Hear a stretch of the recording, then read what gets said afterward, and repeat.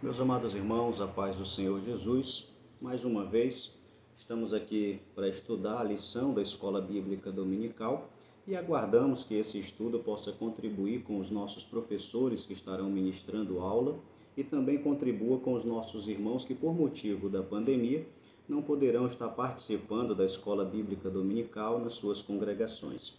A lição de hoje é a lição de número 9, que está baseado no livro de Hebreus, capítulo de número 9, e tem por título Cristo, o mais perfeito sacrifício.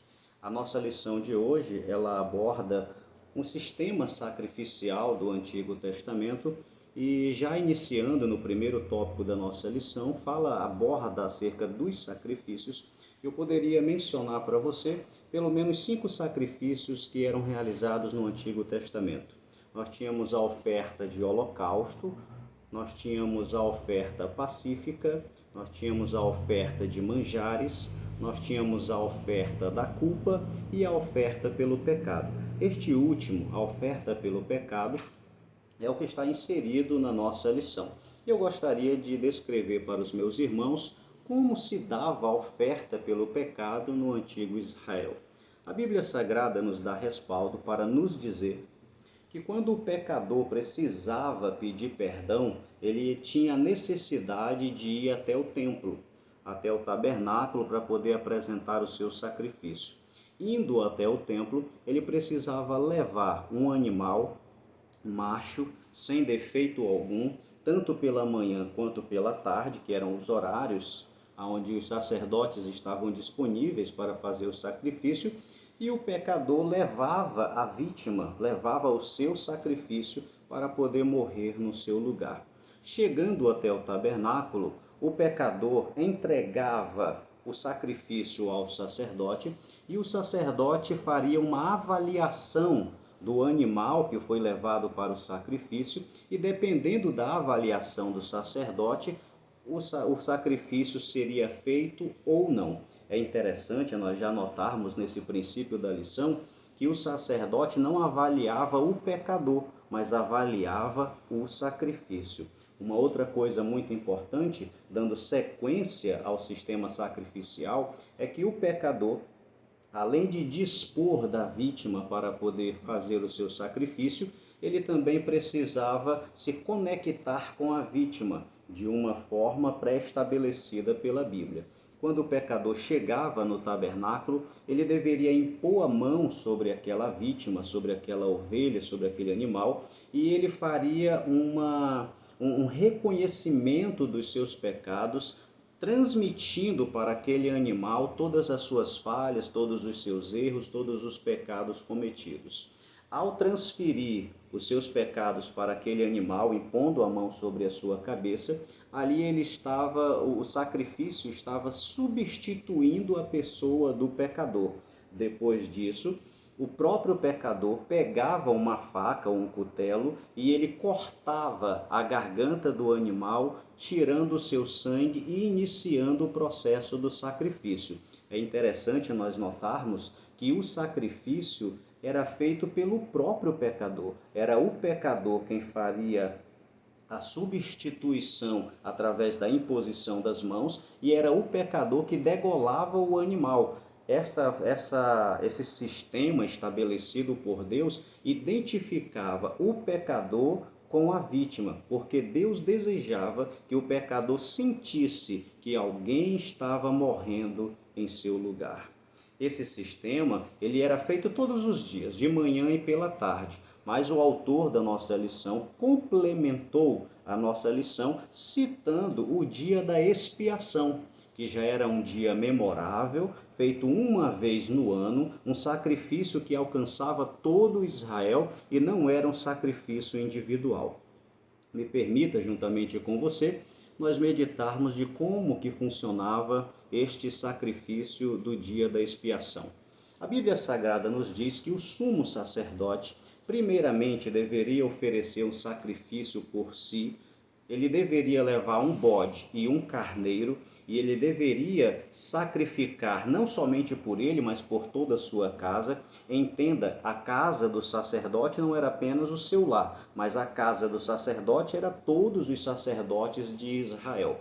E também a população de Israel se congregava ao tabernáculo e eles levariam 2 bodes. Esses 2 bodes participariam do sistema sacrificial no dia da expiação, que se dava da seguinte maneira: o sumo sacerdote, quem era o que apresentava o sacrifício no dia da expiação, ele, segundo o Talmud, nos diz que pelo menos umas semanas antes ele já se separava, né, se colocava excluído da população para que ele pudesse estar meditando, consagrando, jejuando, para que ele pudesse estar preparado e separado para Deus com exclusividade para poder ofertar a Deus aquele sacrifício. A Bíblia Sagrada diz que o sumo sacerdote pegava o primeiro animal, que primeiro representaria o seu próprio pecado de todos os sacerdotes, ele degolava aquele animal, cortava, tirava o sangue, colocava em uma vasilha, ia até o altar do holocausto e sacrificava aquele animal no holocausto até que se queimasse por completo.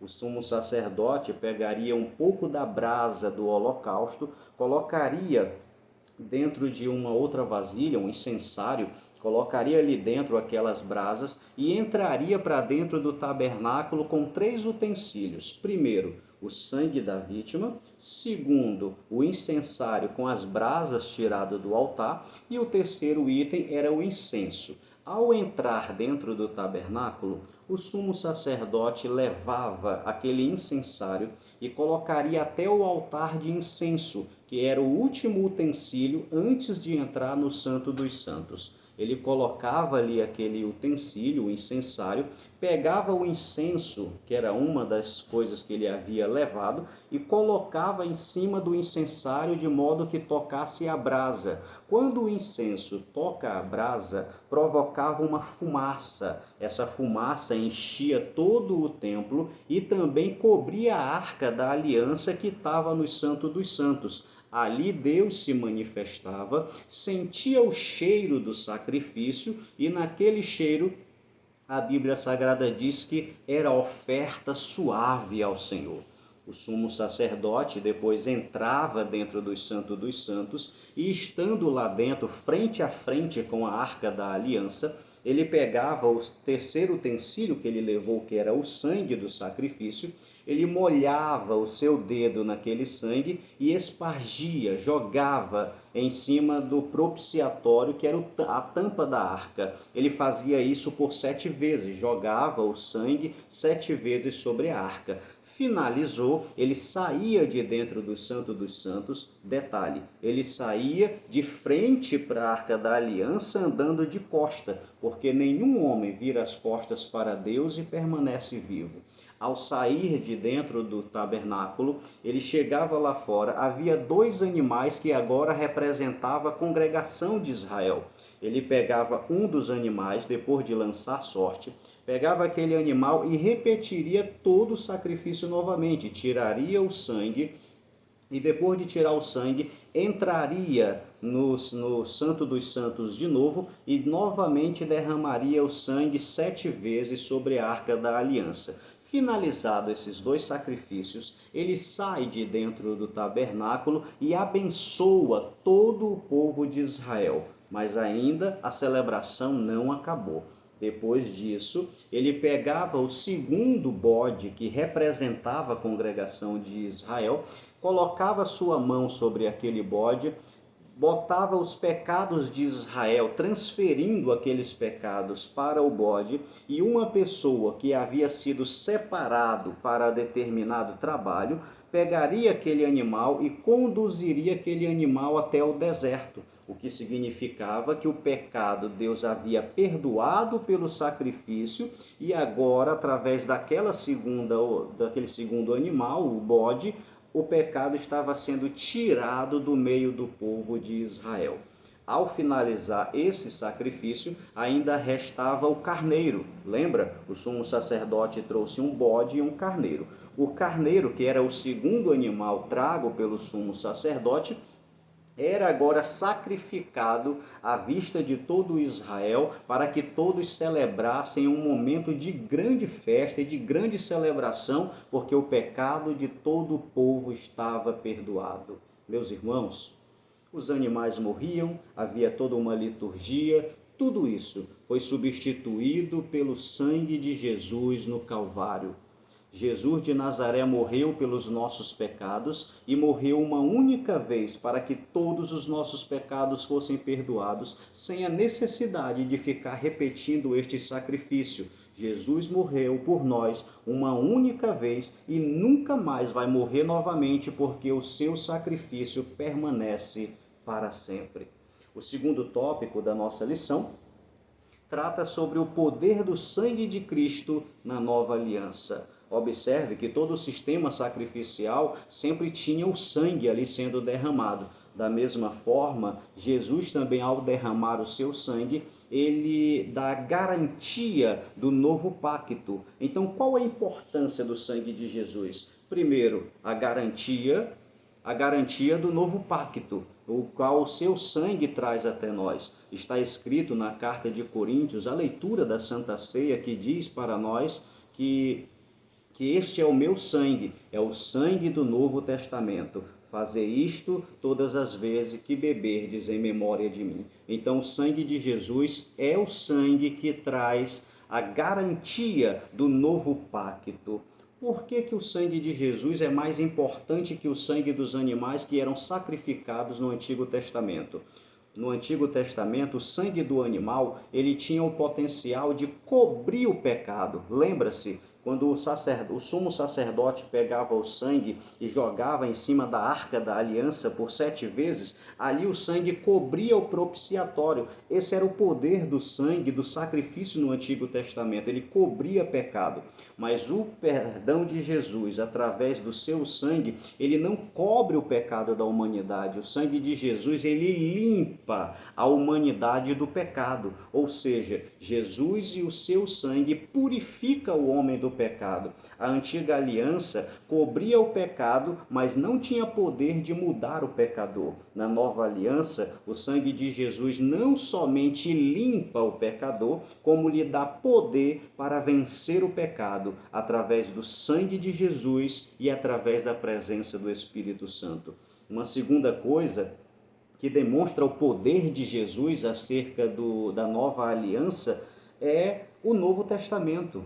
É a herança que Jesus deixou para nós. Jesus, ele fez mais ou menos assim.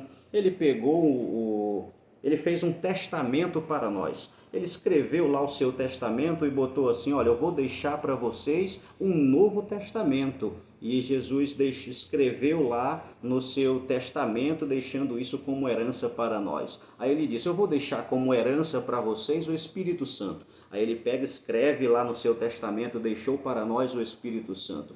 Eu também vou dar para vocês o poder no meu nome. Em meu nome vocês vão expulsar demônios e vão curar os enfermos. Aí botou aqui no testamento dele, escrevendo para nós. Ele disse: olha, também vou dar para vocês o poder da minha palavra. Aí escreveu lá no Novo Testamento, deixou tudo lá. O testamento estava pronto. O que estava faltando? A morte do testador, porque todo testamento só vale depois que o testador morre. Se o testador está vivo, não serve o testamento. Olha o que está escrito, Hebreus capítulo 9, o versículo 16 diz assim: porque onde há testamento, necessário é que intervenha a morte do testador, porque um testamento tem força onde houve morte.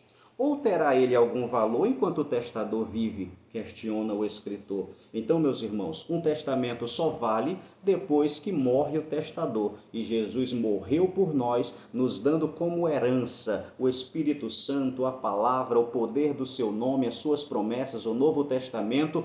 Glória a Deus por isso, porque Jesus fez tudo isso por nós. O último ponto da nossa lição: o sacrifício único e perfeito. Nós temos dentro desse tópico que Jesus ele entra no tabernáculo para apresentar o seu sacrifício a Deus. O mesmo tabernáculo de Moisés De modo nenhum. Olha só, Hebreus capítulo 9, versículo 24. Porque Cristo não entrou no santuário feito por mãos, figura do verdadeiro, porém entrou no mesmo céu para agora permanecer por nós perante a face de Deus. Jesus não fez como o sacerdote do Antigo Testamento que entrou num santuário terreno. Não, o santuário terreno era uma cópia do santuário celeste. A Bíblia diz que Deus mostra para Moisés no monte o santuário do céu e diz: Moisés, faz uma cópia aqui na terra. Então o que havia aqui na terra era uma cópia. O que Jesus de Nazaré entrou foi no verdadeiro santuário, que é o céu, onde nós um dia iremos morar. Sabe onde Jesus está agora? Ele está no santuário celeste, sentado ao lado de Deus. Apresentou o seu sacrifício a Deus e agora os nossos pecados eles são perdoados. Vocês se lembram que quando o sumo sacerdote iria entrar no santuário, ele saía do holocausto ele passava na bacia de bronze, da bacia de bronze ele ia até o altar do incenso. Ele seguia uma linha reta. Dentro do templo havia os pães e havia também o candelabro. Olha a forma como se faz os utensílios dentro do templo. Forma uma cruz. Jesus ele passou pela cruz primeiro, igual o sumo sacerdote passava entre os utensílios, e depois de passar pela cruz, ele não entrou no Santo dos Santos aqui na terra, ele entrou no verdadeiro tabernáculo onde Deus está, apresentou o seu sacrifício, apresentou o seu sangue e Deus aceitou o sacrifício e glória a Deus, os nossos pecados são todos perdoados. Para finalizar a nossa lição, quando o sacerdote entrava no tabernáculo, fazia todo o seu serviço e depois saía do tabernáculo, ele estendia sua mão e abençoava todo o Israel. Sabe o que Jesus está fazendo por nós? Ele entrou lá no santuário celeste, está ao lado de Deus, mas um dia ele vai sair desse santuário e quando ele sair desse santuário é para poder abençoar a sua igreja. A Bíblia Sagrada diz e dá-nos a entender, está na revista da Escola Bíblica Dominical, que quando Jesus decidir sair do seu santuário, vai ser para resgatar, salvar Israel. Ele vem montado em um cavalo branco, em sua coxa escrito Rei dos Reis e Senhor dos Senhores. Ele vem para pelejar contra o anticristo e detalhe, ele vem para salvar a Israel na companhia da igreja. Eu e você, montada em um cavalo branco, fazendo parte do exército do Senhor. Glória a Deus. Eu e você estaremos lá. Chegará o dia em que estaremos lado a lado com Jesus, cavalgando com Jesus e triunfando em vitória, segundo o que está escrito na Bíblia Sagrada. Meu irmão, não desanime da sua fé. Não abandone a sua fé. Não abandone a Bíblia Sagrada. Leia a Bíblia, ore, consagre a sua vida ao Senhor e esteja pronto para morar na cidade de Jerusalém, em nome de Jesus. Queridos, eu sou o irmão Johnny Santana, com mais uma aula da EBD, peço a sua ajuda. Estamos com um novo projeto e nesse projeto é de apresentarmos a aula da Escola Bíblica Dominical em um canal do YouTube. Entre lá no nosso canal, Johnny Santana, se inscreva, dê o seu like e nós ficamos agradecidos. Ajude ao seu irmão a poder continuar esta obra em nome de Jesus. Que Deus em Cristo vos abençoe. Amém.